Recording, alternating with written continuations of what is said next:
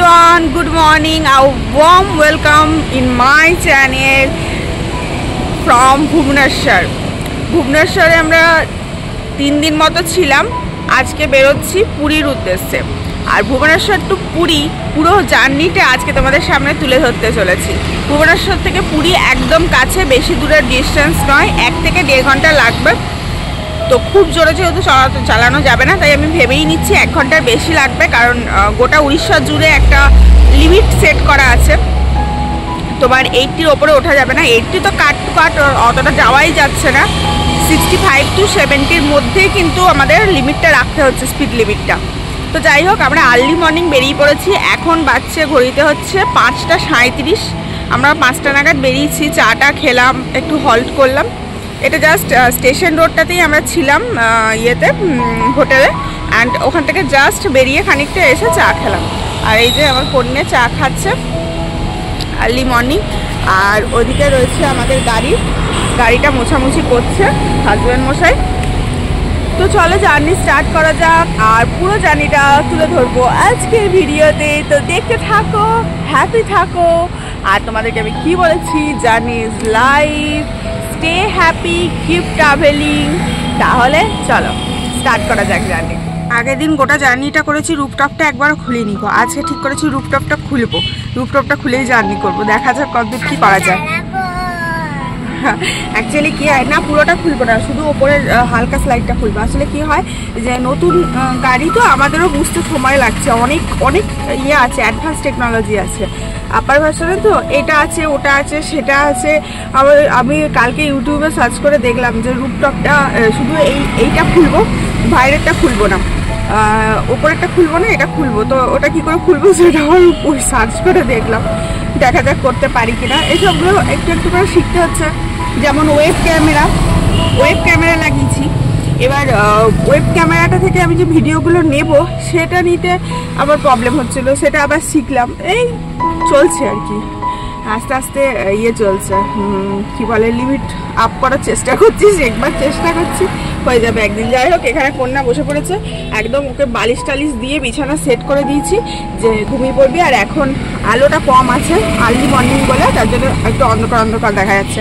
তো চলো জার্নিটা স্টার্ট করি, আর আলোটা একটু ভালো হলে আরও ভালো দেখাবো।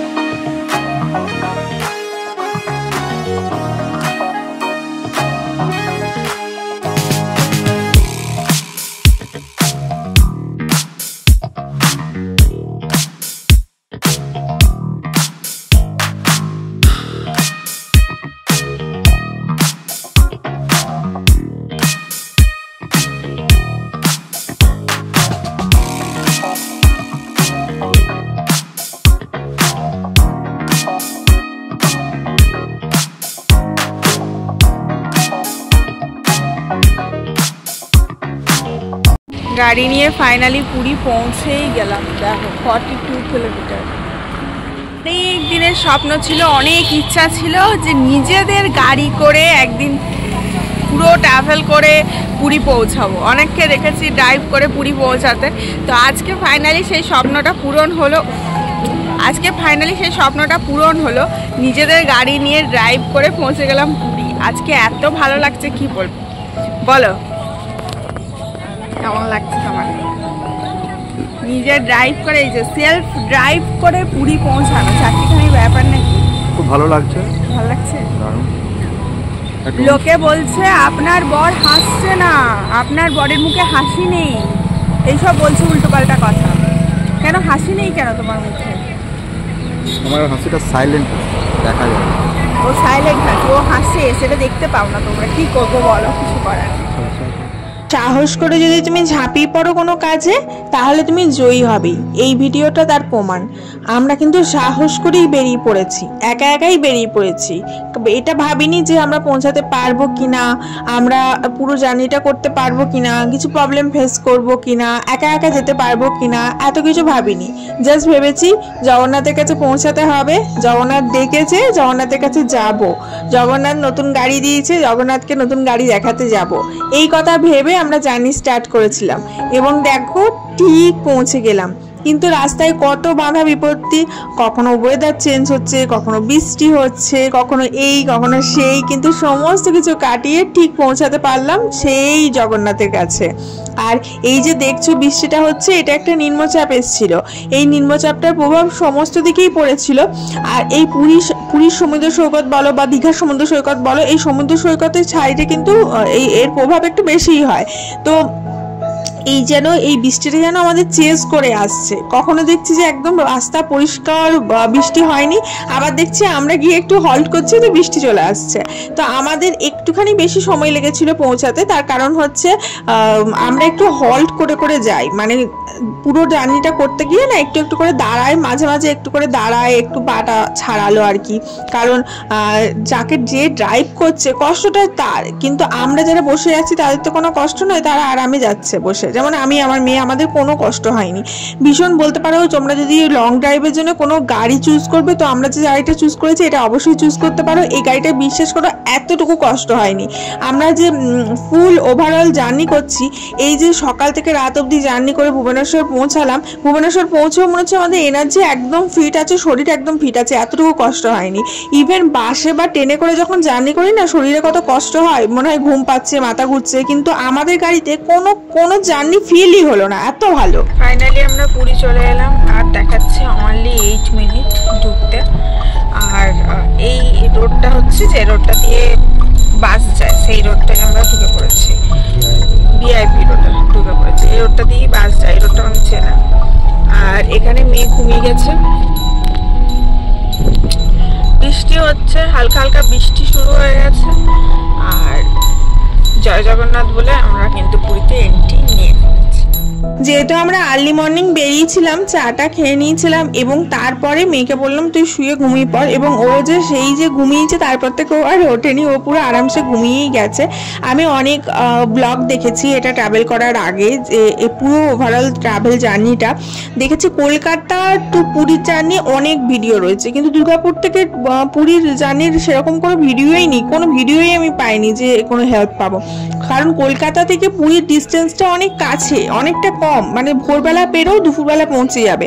কিন্তু সেখানে তোমার দুর্গাপুর থেকে যদি যারা জার্নি করছে তাদের কাছে জার্নিটা একটু বেশি বেড়ে যায়। খড়গপুর অবধি রাস্তাটা ডিভাইড হয়ে যায়, খড়গপুর টু কলকাতা আলাদা, খড়গপুর টু তোমার দুর্গাপুর আলাদা, বা খড়গপুর থেকে আবার ওই রুটটা সেম হয়ে যাচ্ছে, খড়গপুর থেকে আবার পুরী আসছে ওই রুটটা সেম হয়ে যাচ্ছে। যাই হোক, আমরা মাঝখানে ভুবনেশ্বরে হল্ট করেছিলাম, যদি হল্ট না করতাম 1 ঘন্টার মধ্যে পুরী পৌঁছেও যেতাম, কারণ ভুবনেশ্বর থেকে পুরী একদমই কাছে।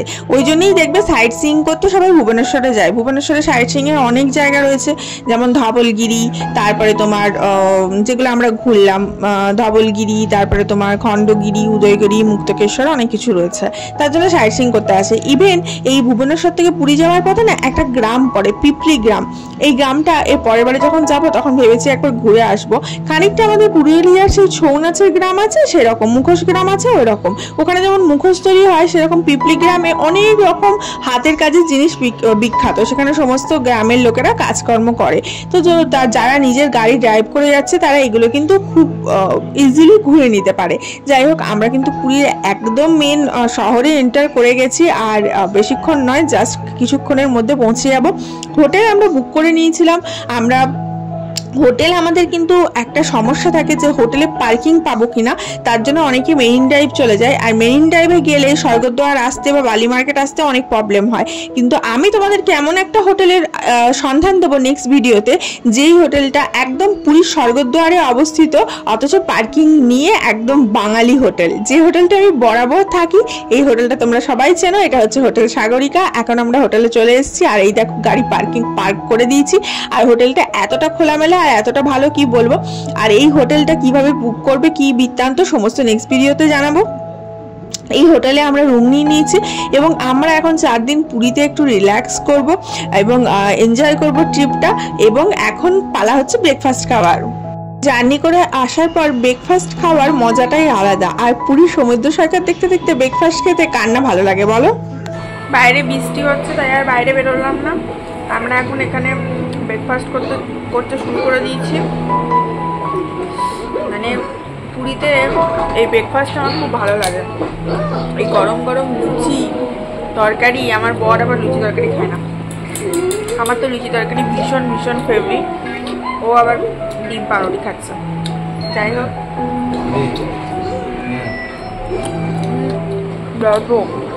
ব্রেকফাস্ট আর লাঞ্চের মাঝখানে অনেকটা সময় গেছে, সেগুলো আর ভিডিও করা হয়ে ওঠেনি, কারণ ওই যে আসার একটা আনন্দ, মাঝখানে বৃষ্টি হচ্ছে, তার মধ্যে বেরোনো, তো আর করে উঠিনি। তো আজকে লাঞ্চের মেনুটা তোমাদের দেখাচ্ছি, একদম পিওর বেঙ্গলি ফুড। এখানে একদম পিওর ভেজও পাওয়া যায়, ননভেজও পাওয়া যায়, একদম পিওর বাঙালি খাবার দাবার। তো থালিতে ছিল 2 রকমের সবজি, ডাল, আলু ভাজা, পেঁয়াজ লঙ্কা, ভাত। এই যে দেখো কতটা ভাত দিয়েছে, আমি আর মেয়ে খেয়েও শেষ হবে না এতটা ভাত দেয়। আর এর সাথে আমরা নিয়েছিলাম পমফ্লেট মাছ ঝাল আর মাছ ভাজা। তো সেগুলো আর ভিডিও করা হয়ে ওঠেনি, কারণ সেগুলো পরে দিতে এসেছিলো, তো তখন খেতে আরম্ভ করে দিয়েছি, এত খিদে পেয়েছে। এরপরে সন্ধ্যেই চলে যাচ্ছি।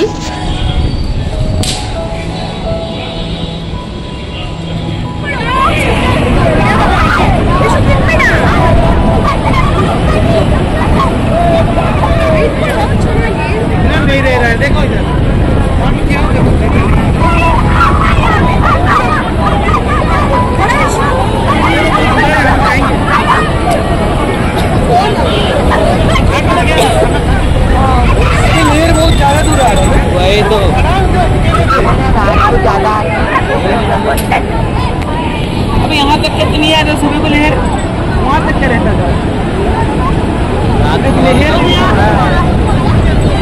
ঘুরতে আসবো আর কোনো জিনিস আনতে ভুলবো না, সেটা আবার আমার সাথে হয় নাকি। এই দেখো চলে এসেছি মেডিকেল শপে। এখানে কি নিতে এসেছি বলতো, ময়েশ্চারাইজার ক্রিম, ওটা আনতে ভুলে গেছিলাম, আর ওটা ছাড়া আমার চলেই না।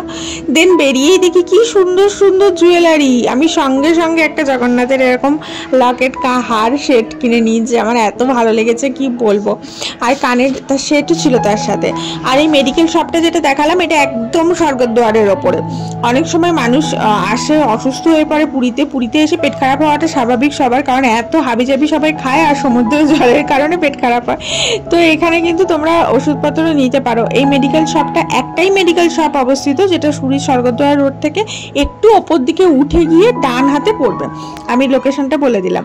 এরপরে পুরীর ফেমাস দোকান কাকাতুয়াতে গিয়ে রসগোল্লা আর রাবড়ি ট্রাই করলাম। উড়িষ্যার স্পেশাল রাবড়ি আর রসগোল্লা না খেলে পুরী আসাটাই বৃথা। এরপরে হোটেলে গিয়ে টানা ঘুম, ডিনার করে টাটা।